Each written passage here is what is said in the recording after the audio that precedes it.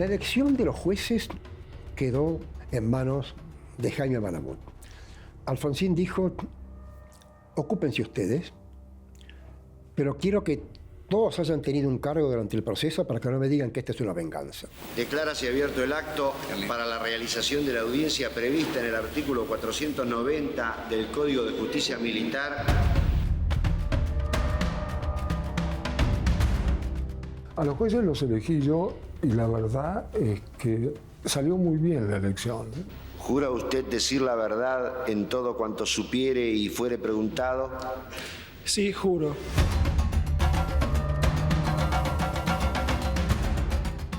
Los jueces del juicio fueron Carlos Arlanián, que tenía una gran experiencia judicial, había hecho toda la carrera judicial, había llegado a camarista. Jorge Valerga Araoz era un juez de instrucción con muchas agallas porque había sido uno de los primeros en declarar la inconstitucionalidad de una especie de autoamnistía que se habían dictado los militares cuando todavía estaban en el poder. En la misma situación estaba Guillermo Ledesma, otro juez de instrucción en ese momento, y también estaba Jorge Torlasco. Y era al momento en que había sido se lo designa para integrar la Cámara Federal, era miembro de la Cámara de Apelaciones para la Justicia Ordinaria, los delitos comunes, no los delitos de jurisdicción federal.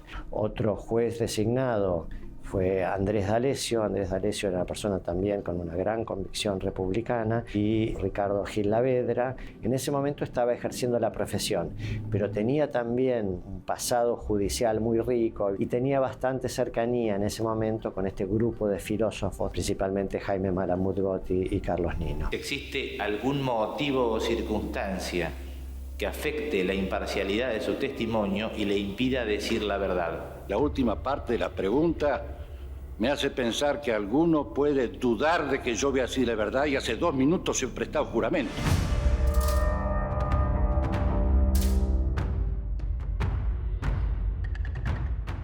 Prácticamente todos fueron presentados por Jaime. Yo sabía que eran jueces que habían mantenido una actitud abierta frente a los habeas corpus y la movida que hicimos durante los militares. Lo hizo muy bien.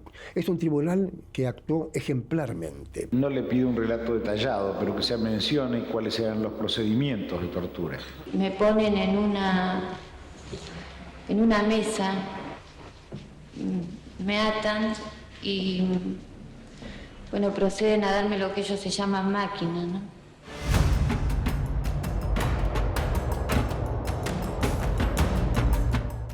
Yo creo que los juicios los manejaron muy bien. Creo que los militares acataron la autoridad de los jueces, la reconocieron de alguna manera. Yo tenía miedo que hubiera una pequeña sublevación interna ahí en el ámbito del juicio, pero por suerte no ocurrió. La elección fue brillante porque terminaron teniendo la personalidad, las agallas y la capacidad de trabajo para llevar a cabo un juicio que ha sido inolvidable. Señor presidente, ese día hice la promesa que si mi beba vivía y yo vivía, iba a luchar todo el resto de mis días porque se hiciera justicia.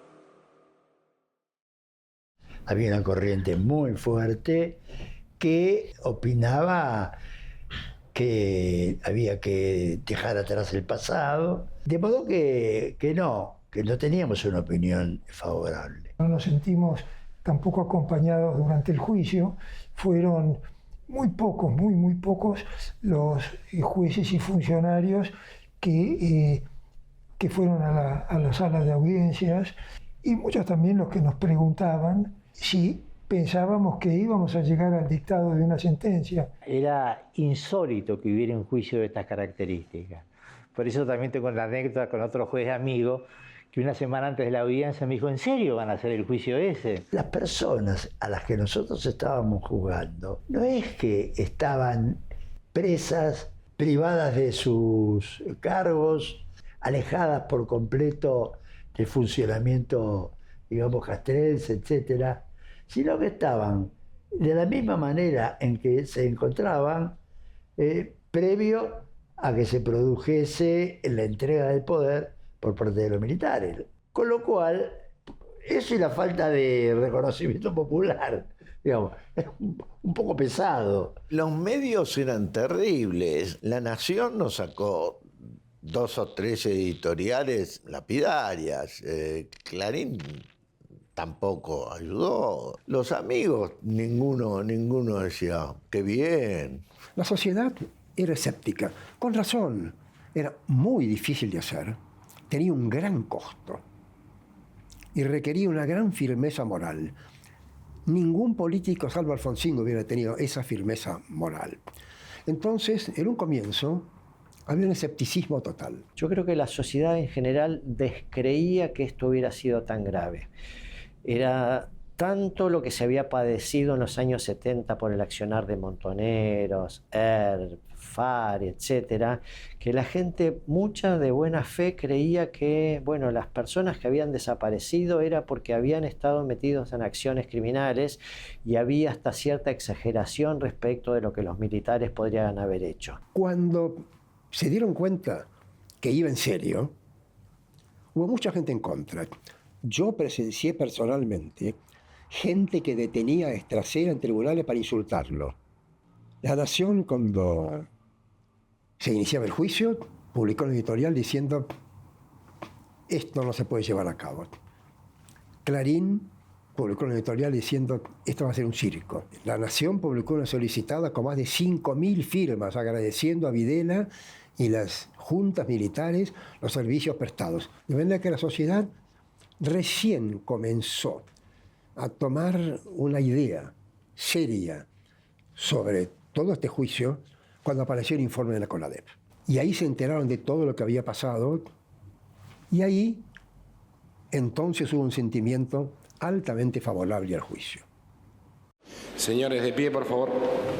Declárase abierto el acto para la realización de la audiencia prevista en el artículo 490 del Código de Justicia Militar, conforme lo ordenado a fojas 3204, 3206 de la causa número 13 del año 1984 y que se sigue a los siguientes oficiales generales de las Fuerzas Armadas en situación de retiro.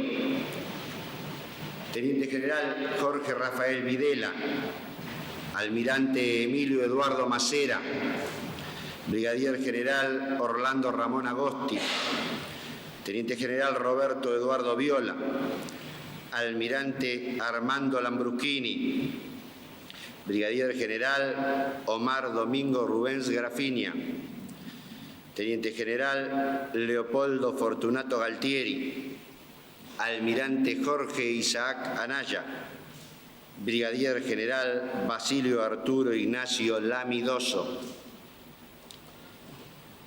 Señor secretario, informe acerca de los testigos que van a ser presentados para su declaración testimonial.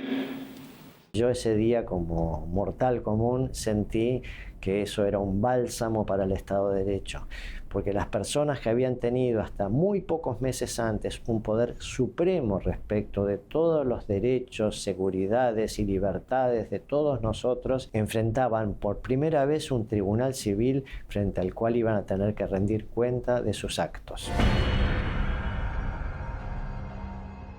El presidente era Torlasco, y cuando le toma declaración indagatoria a Videla, dice, señor Videla, muy severo, le vamos a recibir declaración indagatoria. Videla tardó como 3 minutos para decirle, señor presidente, me niego a declarar. El general Videla, adoptando una inflexible posición, ha exteriorizado en forma pública su decisión de no defenderse por considerar que su enjuiciamiento está viciado de insanable nulidad.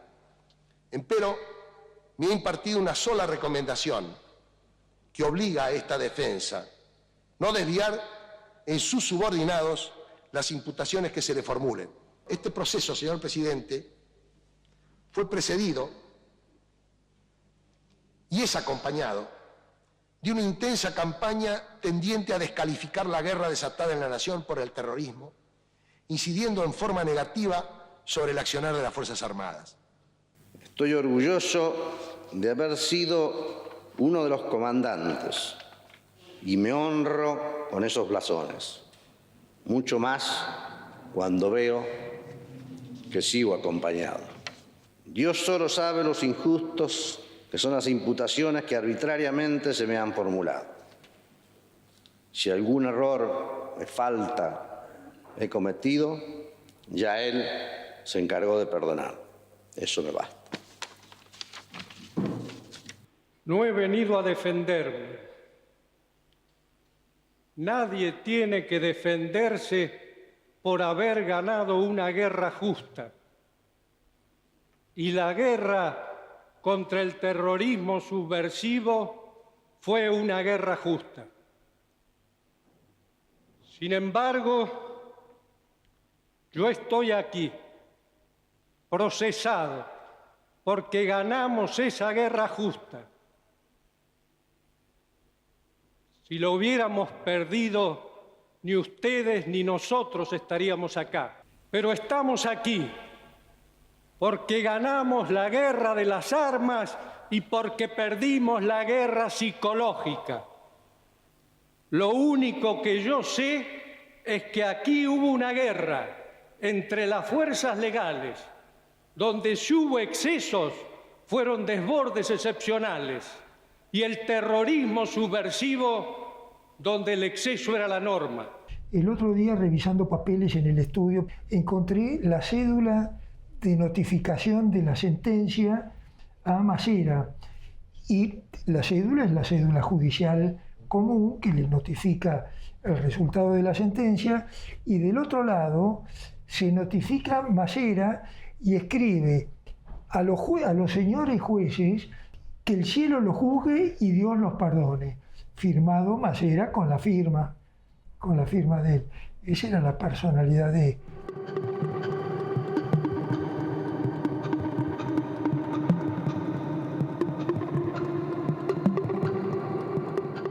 La Cámara Federal llevó a cabo una tarea maravillosa, con un control férreo del desarrollo de las audiencias, tomando cerca de 800 testimonios en un lapso de, entiendo, entre 4 y 5 meses. La Cámara Federal le recibió testimonio a 833 testigos, entiendo yo, con posibilidad de las defensas para preguntar y de la Fiscalía para preguntar. Ahí las víctimas narraron lo que habían narrado antes frente a la CONADEP, pero esta vez en un juicio público, con todo el control y la transparencia que eso significa. Y ahí la sociedad tuvo, yo creo que por primera vez, total conciencia de lo que había sucedido. De ninguna manera ninguno de nosotros sospechábamos tanta crueldad. Cuando respondía quien hablaba a algo que había sufrido, era tremebundo. Me atan las manos con un alambre hacia atrás, me vendan con un trozo de sábana o de funda y me sacan del departamento. No cesan para nada los gritos en ningún momento, ni de los torturados, ni de la guardia y los oficiales que nos están amenazando permanentemente. Nos llevan hasta un avión. Yo soy cargada hasta el avión porque no puedo caminar. Me ponen en el asiento horizontal y me tapan. ¿Por qué no puede caminar? Por las heridas en las piernas, provocadas por la sal y la electricidad. En una oportunidad vi que lo habían enterrado vivo y solamente le habían dejado la parte del cuello arriba. Las torturas mayores son las descargas eléctricas, el submarino y los golpes en la cabeza sobre todo. Cuando empezó el juicio con los testimonios, algunos defensores plantearon que ellos necesitaban que la audiencia terminara a una hora determinada, medio hasta con tono impositivo. Nosotros lo que dijimos es que cada día tenía un caso de los que había planteado Estracera y que no íbamos a pasar para el día siguiente nunca.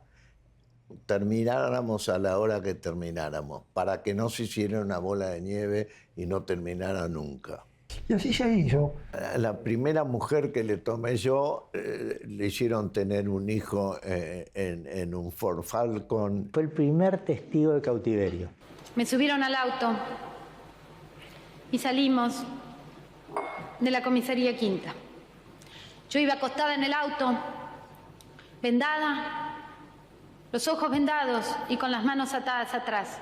Por fin, yo no sé ni cómo, alcancé a sacarme la ropa interior para que naciera, realmente ni lo recuerdo. Y efectivamente, nació bien, era muy chiquita. Quedó colgando del cordón, se cayó del asiento, estaba en el piso. Yo seguía con las manos atrás, yo seguía con los ojos vendados. No me la querían dar. Y llegamos al pozo de Banfield. Había una camilla en el centro. Me hicieron acostar. El doctor Vergés, de un solo apretón, me sacó la placenta y la tiró al piso. Me hicieron parar. Me trajeron 2 baldes y me hicieron baldear el piso y limpiar la camilla y recoger la placenta. Yo estaba totalmente desnuda y tuve que hacer todo eso.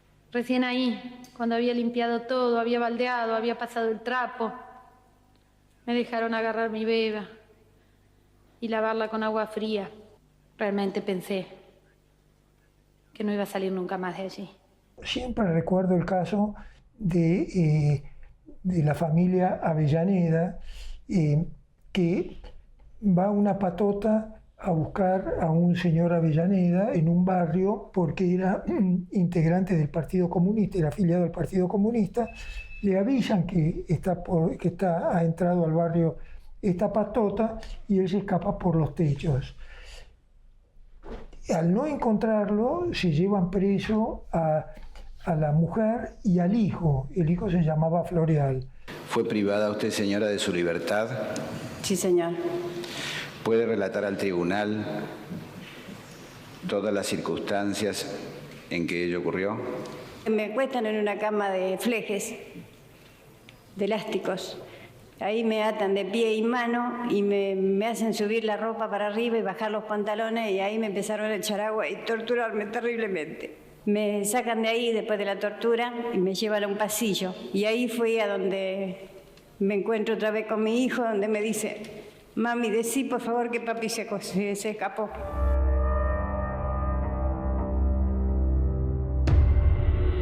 El 15 de abril de 1976 entraron baleando la casa. Mi marido se pone una media un zapato, pero no le dio tiempo a ponerse el otro. Y el negrito se asoma.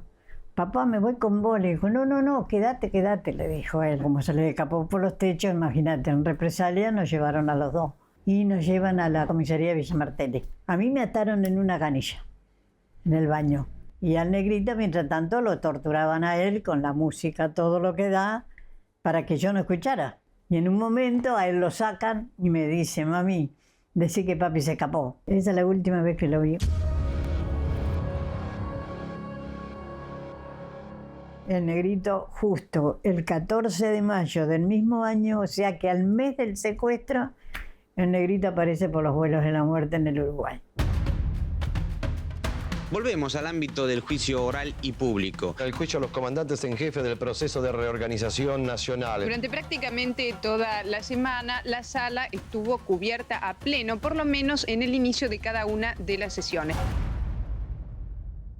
Los medios nacionales, que al principio del diseño de la política de derechos humanos de Alfonsín habían sido bastante poco o bastante escépticos respecto de la conveniencia de hacer este juicio, o si valía la pena, si efectivamente no iba a ser muy divisivo para la sociedad, variaron, pero así de una manera total, y sí se dieron cuenta que Alfonsín tenía razón.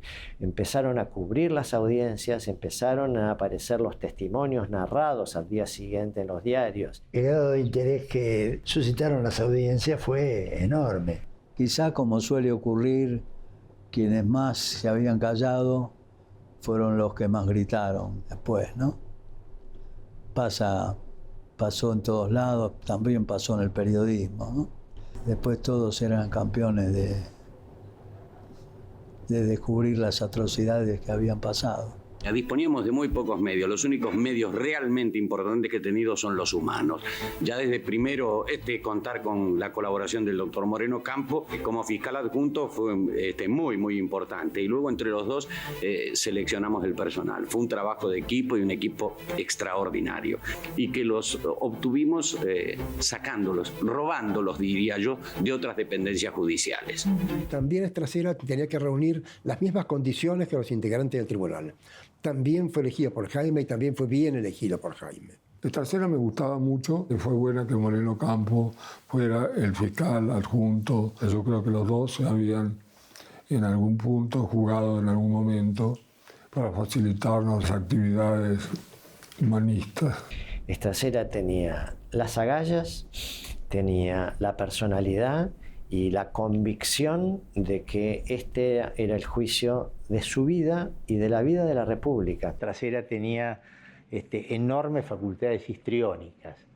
En consecuencia, comunicaba muy bien, ¿no? Y a mi juicio la labor de Estracera fue extraordinaria. En la audiencia yo vi otro Estracera, ¿no? Cómo enfrentaba a los defensores, hasta los provocaba. Yo creo que nadie pudo haber representado el rol de fiscal en este terrible hecho de la historia argentina, nadie como Estracera. El rol de Estracera fue maravilloso. Tuvo la fuerza para mantener la acusación, para discutir con los abogados defensores, para hacer todos los planteos que había que hacer para mostrar las agallas necesarias. Y creo que hizo un espléndido alegato y tuvo el talento de elegir una frase icónica para terminarlo. Todo el mundo recuerda hoy el nunca más. Señores jueces, este proceso ha significado, para quienes hemos tenido el doloroso privilegio de conocerlo íntimamente, una suerte de descenso a zonas tenebrosas del alma humana, donde la miseria, la abyección y el horror registran profundidades difíciles de imaginar antes y de comprender después. No son las Fuerzas Armadas las que están en el banquillo de los acusados, sino personas concretas y determinadas, a las que se le endilgan delitos concretos y determinados. Finalmente, este juicio y esta condena son importantes y necesarios para las víctimas que reclaman y los sobrevivientes que merecen esta reparación. No se trata ahora de negociar nada, porque nada se está negociando. Se trata simplemente de que a partir del respeto por la vida y el sufrimiento de cualquier ser humano, restauremos entre nosotros el culto por la vida. A partir de este juicio y de la condena que propugno, nos cabe la responsabilidad de fundar una paz basada no en el olvido, sino en la memoria, no en la violencia, sino en la justicia. Esta es nuestra oportunidad y quizá sea la última. Señores jueces, quiero renunciar expresamente a toda pretensión de originalidad para cerrar esta requisitoria. Quiero utilizar una frase que no me pertenece, porque pertenece ya a todo el pueblo argentino. Señores jueces, nunca más. Silencio en la sala. Personal policial, desaloje la sala.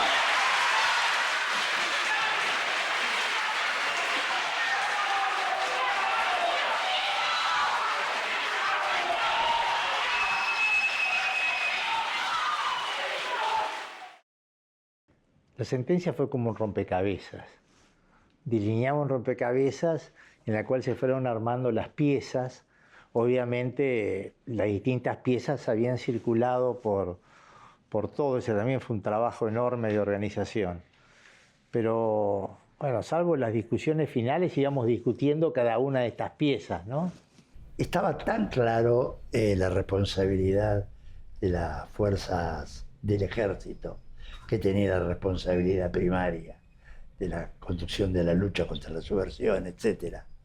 Y que tenía más casos y que tenía muchísimos más lugares clandestinos de detención. En función de esa responsabilidad primaria, tenía bajo su dependencia todas las policías de todo el país y todos los lugares o dependencias policiales para el uso que quisiesen darle.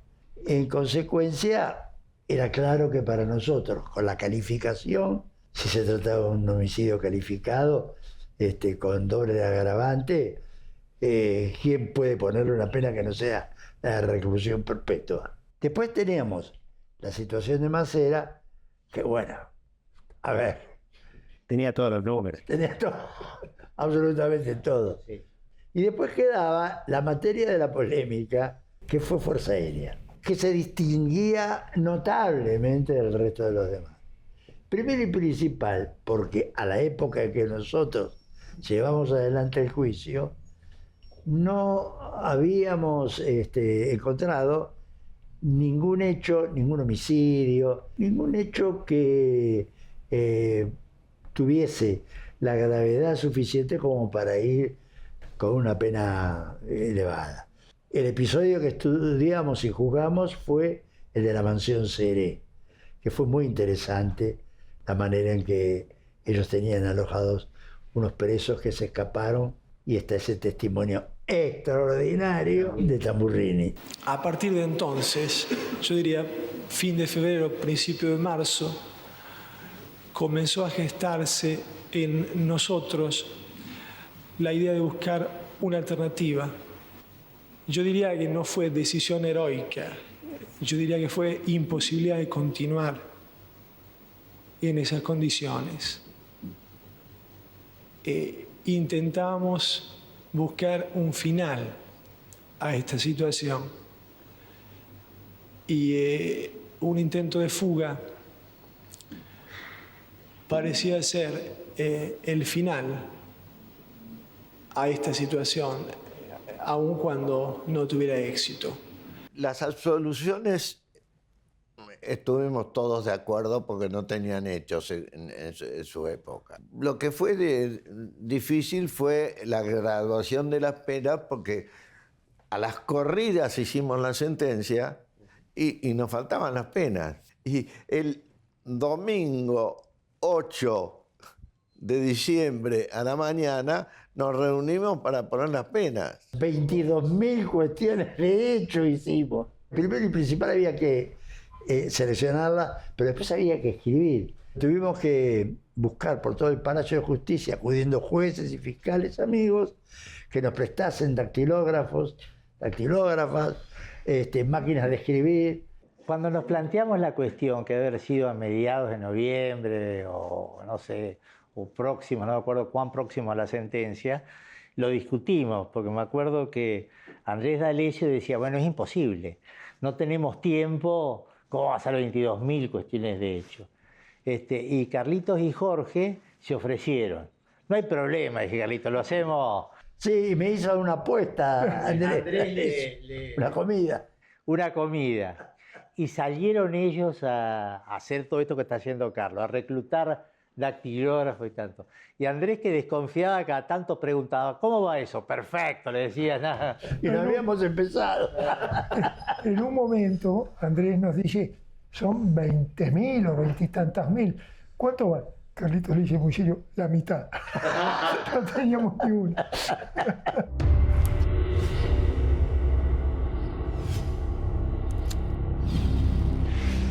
A ver, nosotros no juzgamos los miles de hechos que se cometieron. La responsabilidad estuvo centrada en un grupito de casos. Por supuesto que nosotros sabíamos que durante la comandancia de cada uno se habían cometido muchísimos más delitos. Nosotros adoptamos el criterio de no dar por acreditado un homicidio si no se había encontrado el cuerpo de la víctima. Y eso, bueno, volvió un poco más estricto todo nuestra marco. Declárase abierto el acto a fin de dar lectura de la parte dispositiva y del considerando que la precede de la sentencia que el tribunal acaba de suscribir en la causa número 13/84, instruida por decreto del Poder Ejecutivo Nacional 158/83, contra las siguientes personas, condenando al teniente general Jorge Rafael Videla a la pena de reclusión perpetua, condenando al almirante Emilio Eduardo Macera a la pena de prisión perpetua, condenando al teniente general Roberto Eduardo Viola a la pena de 17 años de prisión, condenando al almirante Armando Lambruschini a la pena de 8 años de prisión, condenando al brigadier general Orlando Ramón Agosti a la pena de 4 años y 6 meses de prisión, absolviendo de culpa y cargo al brigadier general Omar Domingo Rubens Grafinia, al teniente general Leopoldo Fortunato Galtieri, al brigadier general Basilio Arturo Ignacio Lamidoso, al almirante Jorge Isaac Anaya. Firmado León Carlos Arlanián, Andrés D'Alessio, Jorge Edwin Torlasco, Jorge Alejandro Valerga Araos, Guillermo Ledesma, Ricardo Rodolfo Gil Lavera. Se da por terminado el acto. La Cámara interpretó muy bien esto, salió muy bien. Pero muchos pueden dormir tranquilos gracias a estos criterios que los jueces manejaron. Estracera había pedido penas mucho más severas para todos, y ahí la Cámara Federal juzgó que era mucho más importante determinar cuáles eran las dos fuerzas militares que habían o que eran responsables de mayores actos de crueldad, desapariciones, torturas, homicidios. Y esa fue la manera en que tuvo la Cámara Federal de mostrar también independencia respecto a la Fiscalía. Los jueces lo que tuvieron en cuenta era el hecho de que era importante destacar también cómo habían intervenido los militares y cómo la Fuerza Aérea fue la que menos intervino. Pero esas diferencias para mí eran importantes.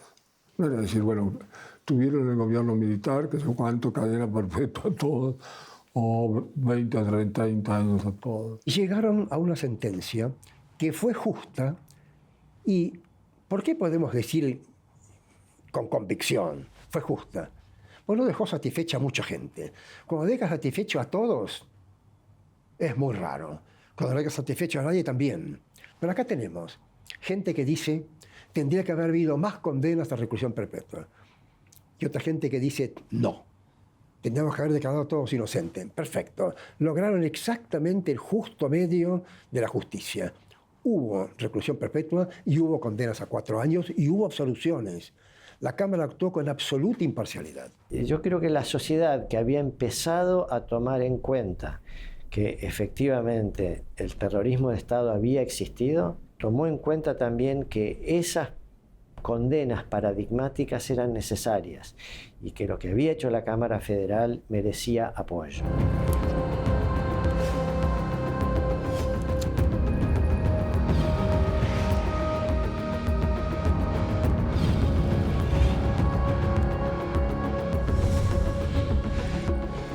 Estoy muy orgulloso y agradezco al destino que me haya deparado la oportunidad de integrar ese tribunal. Esto también fue fruto de un gran trabajo en equipo.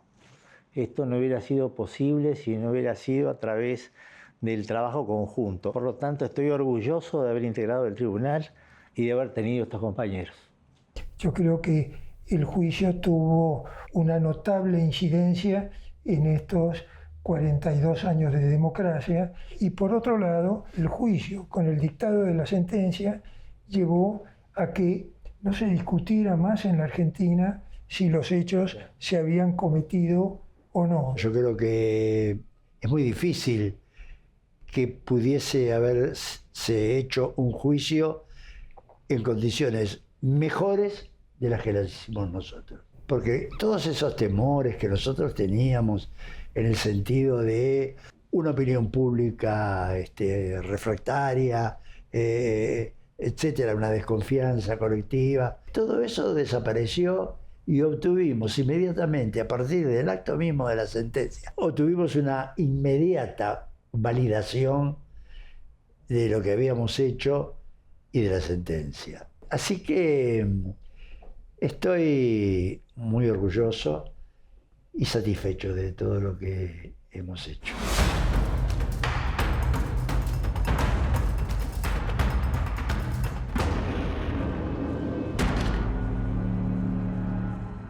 El juicio para la historia argentina significa que el que la hace la paga. Yo lo definiría como un juicio que revelaba en un momento que la sociedad civil se podía comprometer a tomar una medida semejante, de modo que iba a ser uno de los pocos lugares en donde el mismo país juzgaba a sus militares por hechos aberrantes.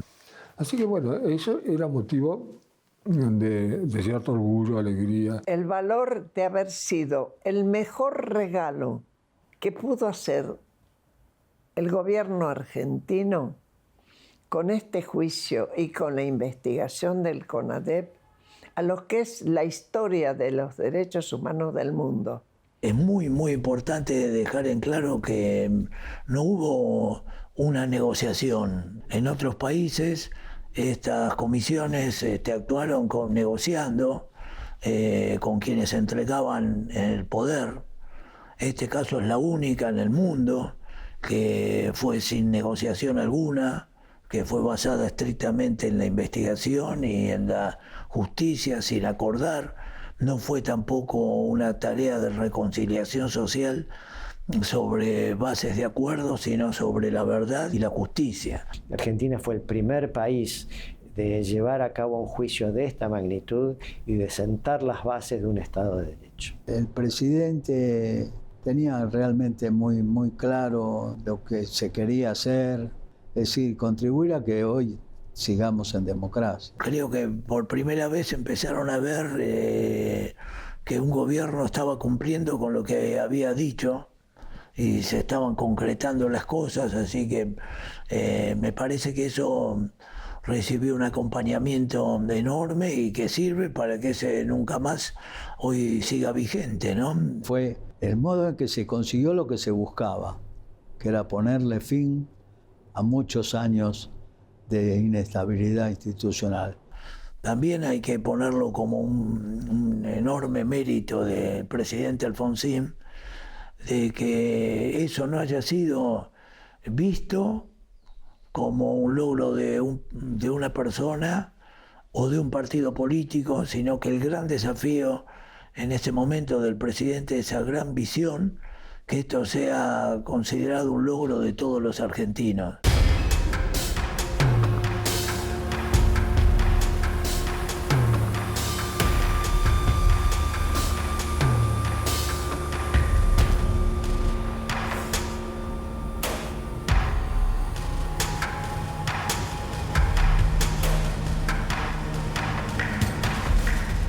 Creemos necesario no solo agilizar los trámites judiciales, sino también poner un plazo que luego de todo el tiempo transcurrido evite que continúen indefinidamente pesando sobre miembros de las Fuerzas Armadas y de Seguridad una suerte de sospecha interminable.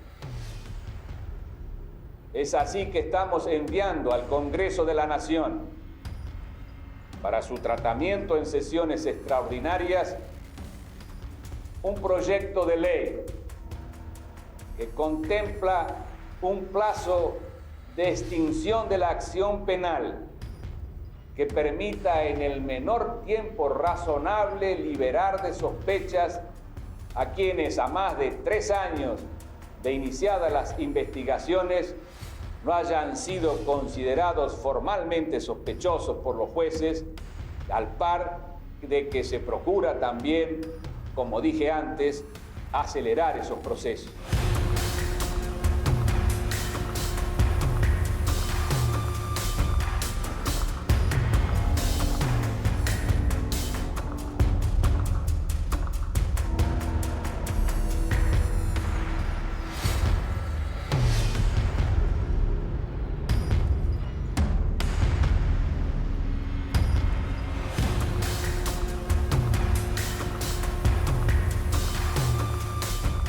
estamos en Campo de Mayo. La guarnición está tomada enteramente por personal de suboficiales y oficiales, los cuales tienen la cara pintada. El oficial a quien identificamos no estamos haciendo nada. A pesar de que no tiene el cargo, está cargado con granadas, con un arma larga y lleva un chaleco antibalas. La cara. Aquí, lleva la cara pintada.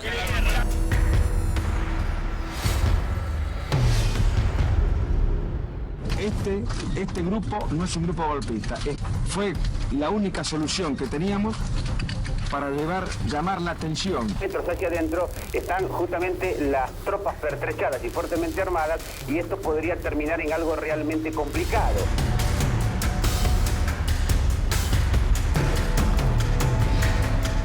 Nos encontramos con esta manifestación de alrededor de 500 personas. En este momento están cantando el himno nacional.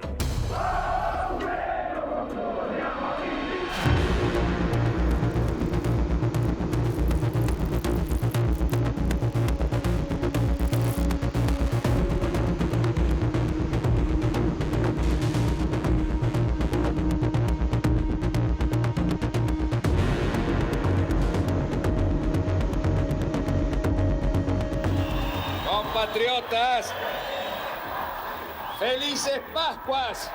Los hombres amotinados han depuesto su actitud para evitar derramamientos de sangre. Di instrucciones a los mandos del ejército para que no se procediera a la represión. Y hoy podemos todos dar gracias a Dios. La casa está en orden y no hay sangre en la Argentina. Es en estas condiciones que enviamos al Congreso de la Nación el proyecto de ley de obediencia debida. Los juicios simbolizan el punto final a la impunidad en la Argentina. El fin de una concepción de la amnistía entendida como un manto que ocultaba la verdad.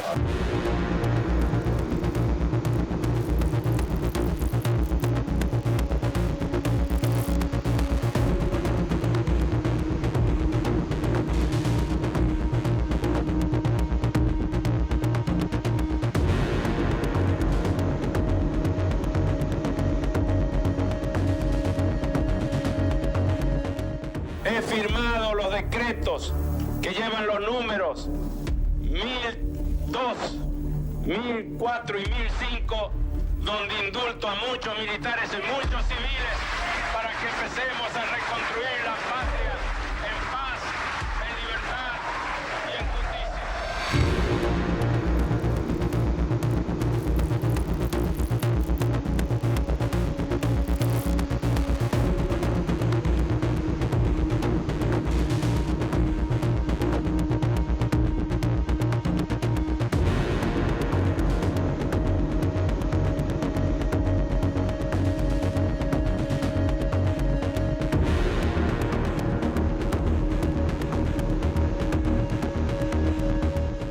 Manifiesto que, haciendo uso de la garantía que me concede el artículo 18 de la Constitución Nacional, no voy a prestar declaración en este momento, ni voy a agregar más nada en estas actuaciones.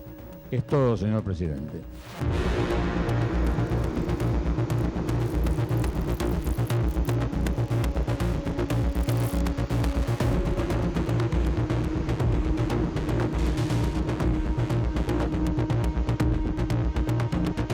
Declarar a Jorge Rafael Videla la pena de prisión perpetua.